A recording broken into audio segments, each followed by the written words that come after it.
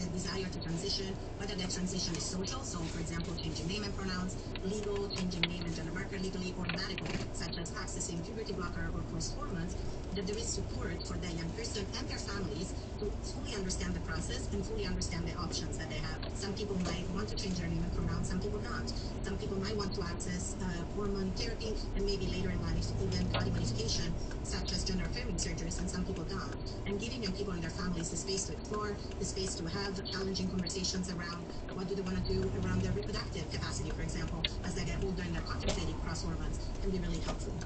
Care, all these kinds of treatments, mental health, medical, there is real science behind this, is there not?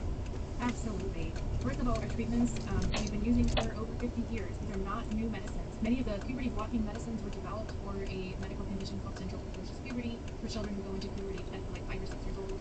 We can use those medicines across puberties for those kids. And so we have many, many years of experience in understanding how these medicines work and what their safety and efficacy are.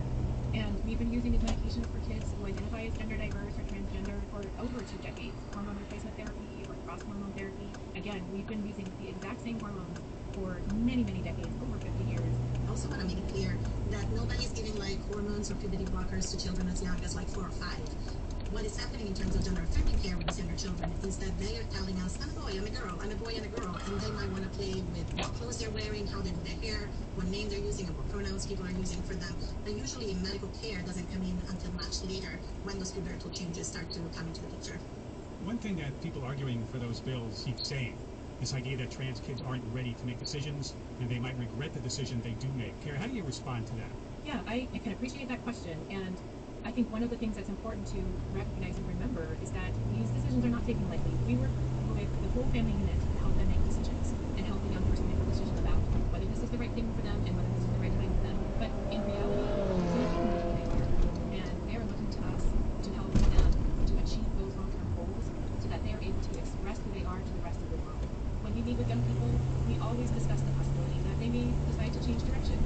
We often refer to somebody who's pursuing medical intervention as being on a journey with many different paths that they can choose to take. And if somebody is going down one path, they may decide to change course, and we support them in those decisions.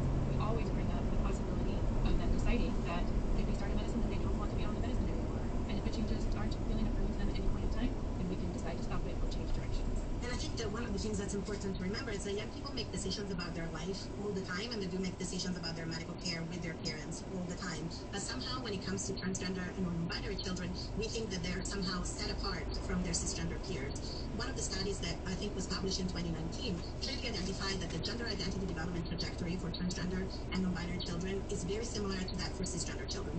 That